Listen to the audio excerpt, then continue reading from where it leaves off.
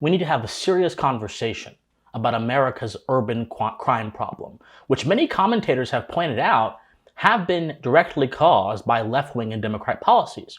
And while I definitely don't dispute that, in fact, a key part of my thesis in this video will be to prove how that's true, I think that the policies, so to speak, enacted by Democrat officials are reflective and symptomatic of a deeper philosophy, a deeper worldview that is rotting our cities and the culture of our country to the core. In my opinion, it is more beneficial for us to understand what that worldview is, what its assumptions are, and how it operates, than to simply understand the effects of the worldview. And by the end of this video, I hope to inform you on how the leftist progressive worldview directly leads to the kind of nonsense we are seeing run roughshod over the safety and sanctity of cities across the United States of America. Indeed, some of these policies that have been the most evident in causing a lot of this crime are the following. The elimination of cash bail, which is a sacred cow.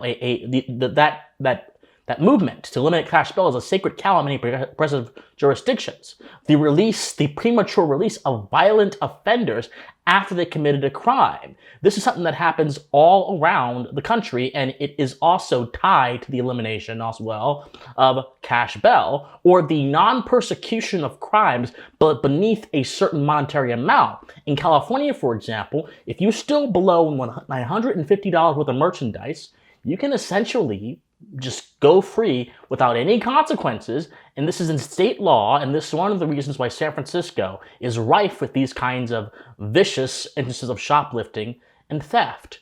But my friends, this is also a little bit personal to me. Before I get into the worldview part that I mentioned a few moments ago, this is personal to me.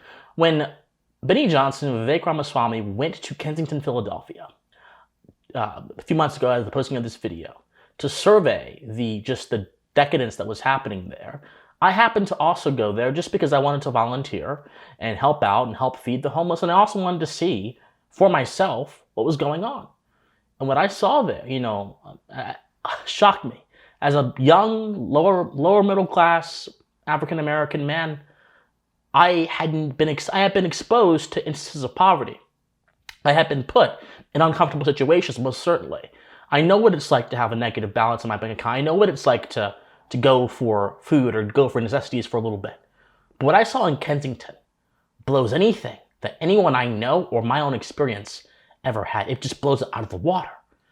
I saw people tearing at their skin as if they were like decaying pieces of plastic.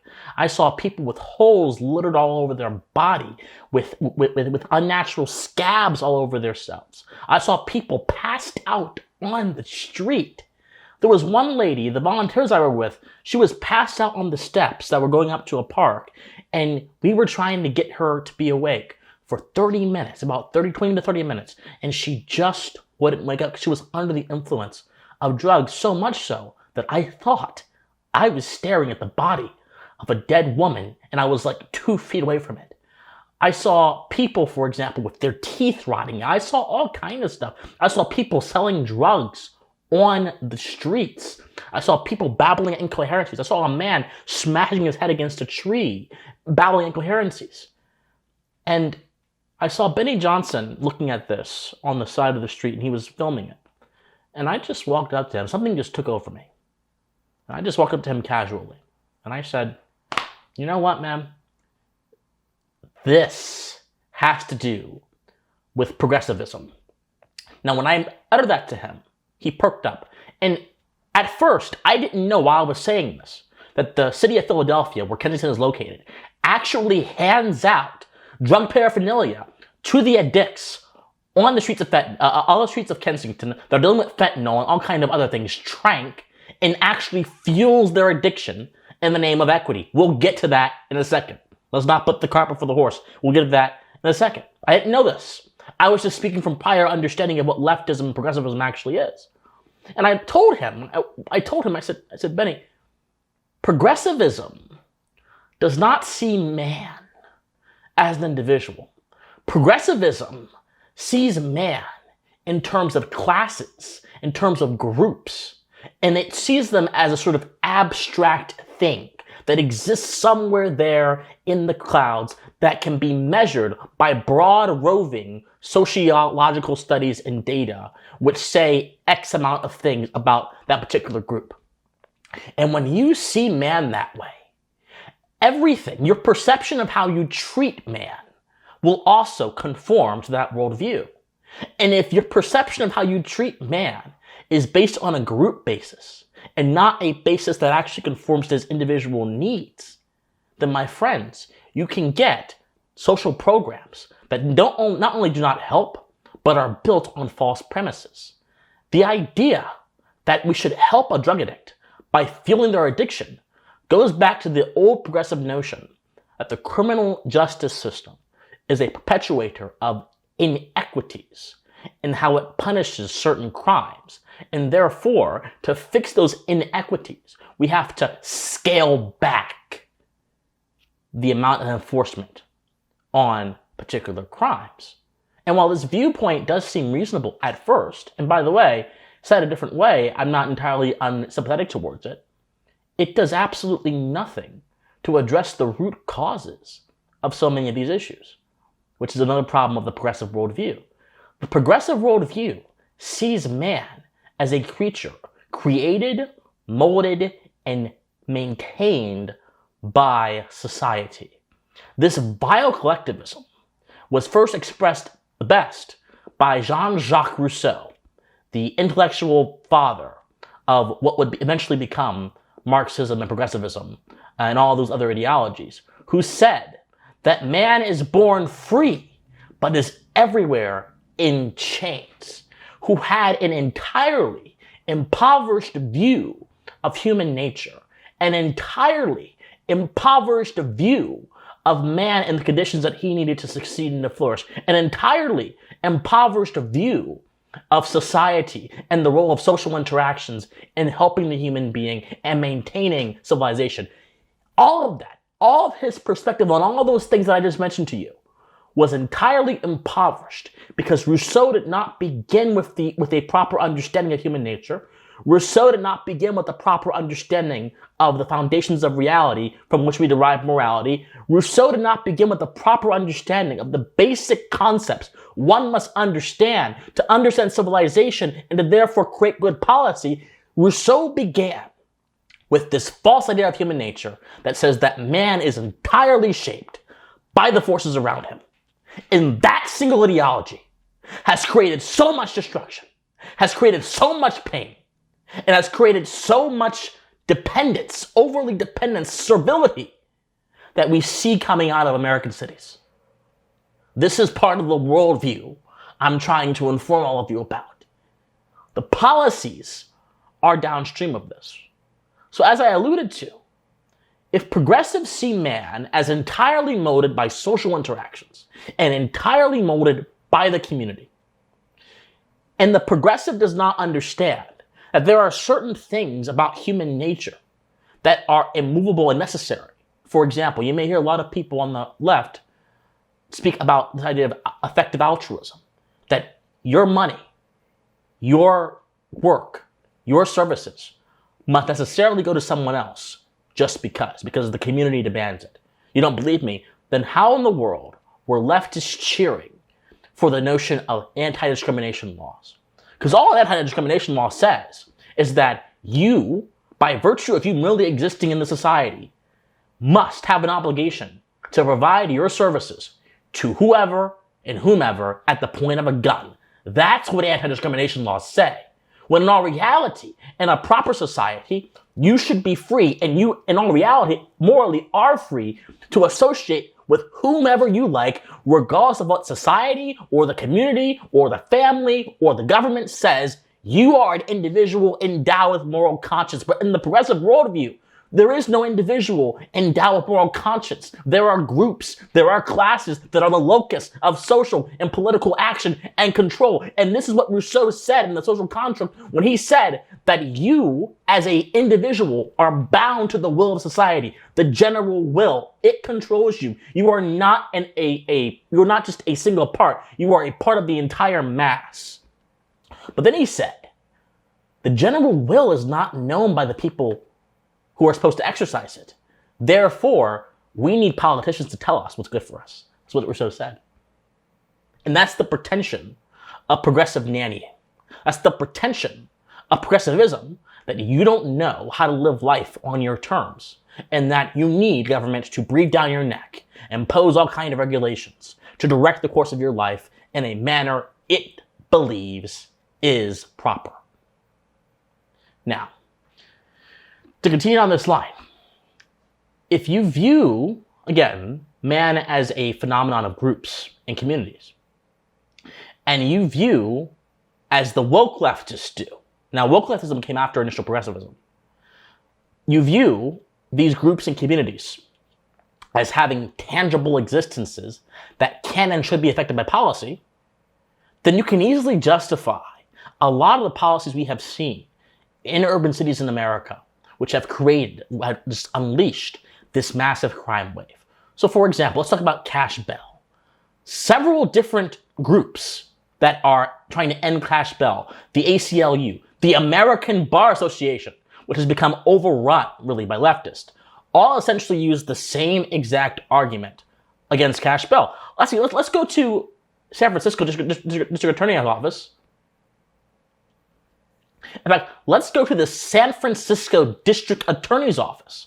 The former DA, Chesa Boudin, who got thrown out by his people because he was so terrible.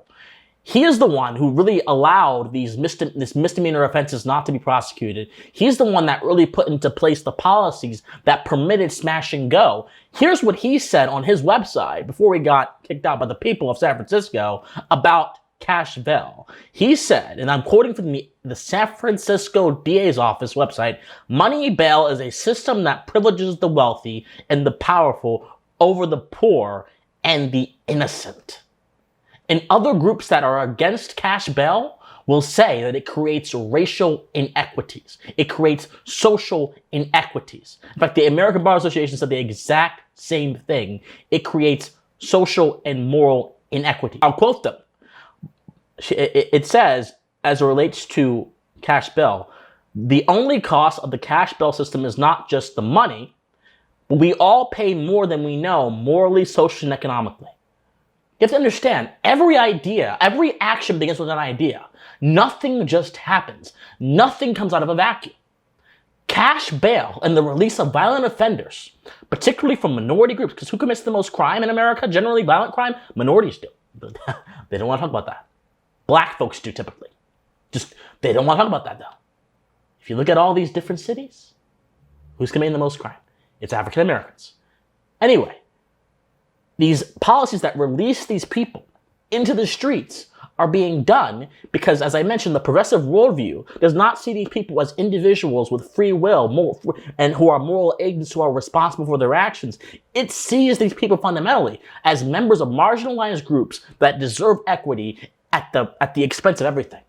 But equity is not sufficient to maintain the status of morals in a civilization, because equity quite literally is immoral itself, because equity says someone else has something that I want, some group does, and there's another group that doesn't have something, so I have to take from that group to give to another group. It literally normalizes theft under the pretense of benevolence.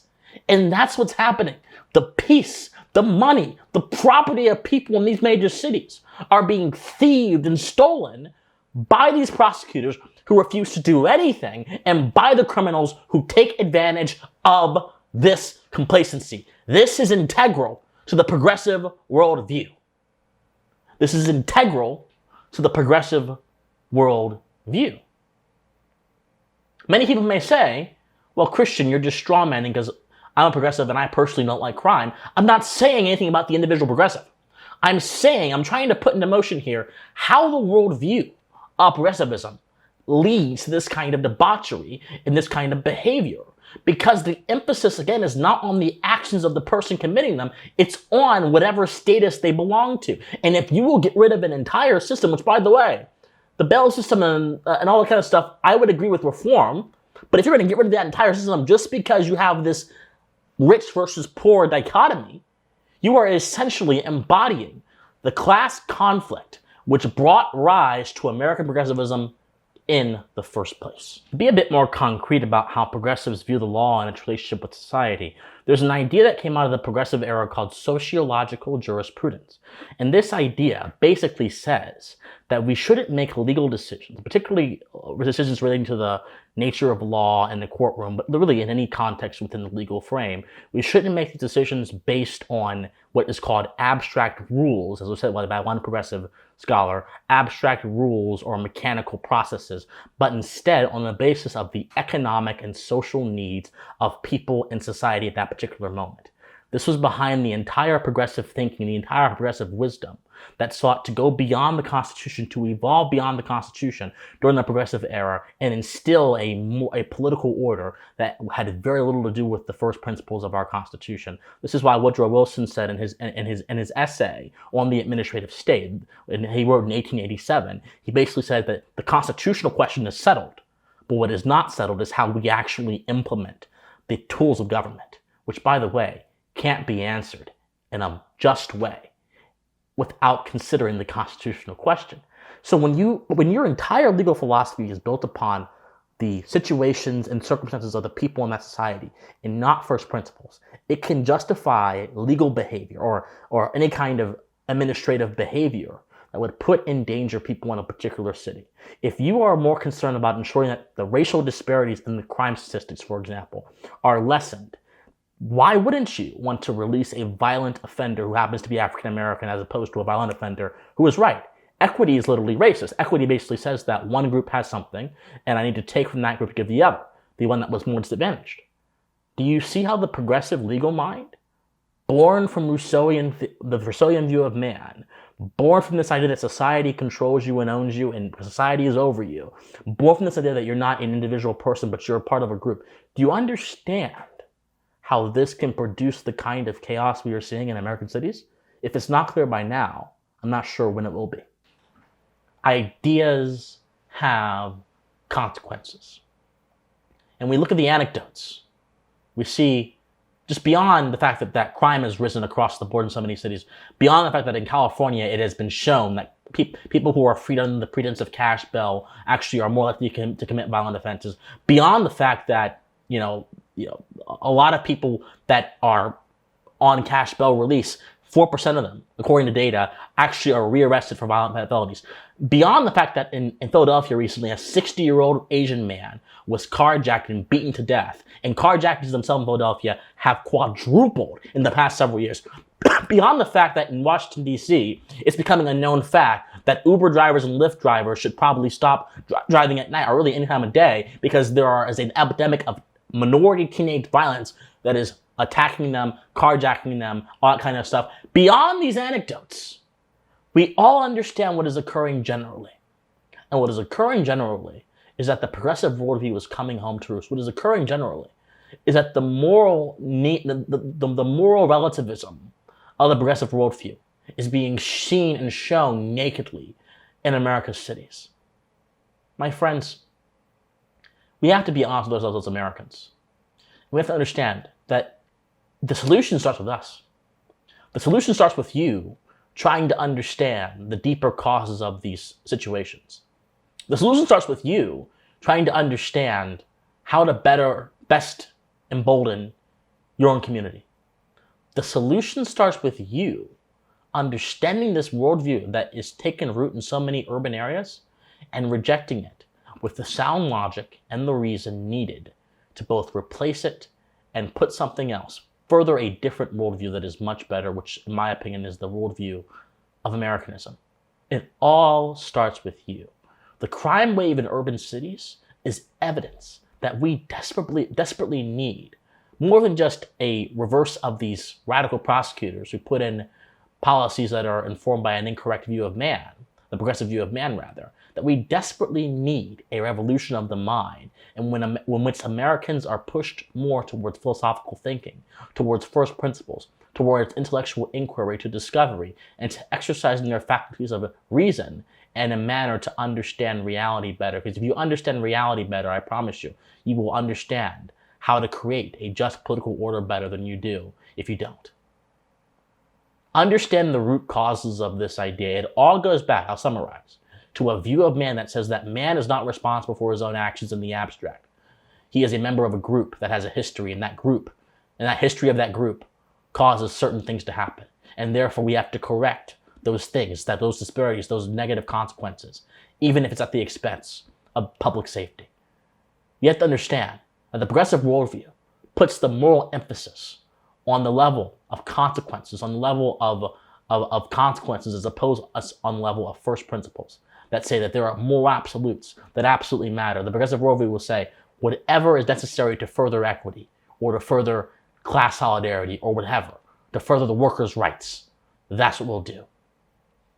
We have to understand that a view of rights that does not say that rights are settled within our soul, written on our heart, and integral to our human being, but says that rights are given to you by society, is a view of rights that will permit policies that truly follow in that realm and will act as if your safety and your security, which are your rights, are certainly given to you by society and can be taken away as well. We have to understand the corruption, the rot, and the more we understand, the better we'll be as people and Americans. My friends, I love you guys so much. If you like me, like this video, comment on this video, share this video, subscribe to this channel. If you want to keep me going, please donate so I can keep my message flowing on this channel and on other mediums. Donate on Patreon, PayPal, donate on Locals, christianwatts.locals.com. Join our Discord in the comment section down below. I love you guys so much. Study philosophy, study history, and please, forever and eternally, stay pensive. Bye, everyone.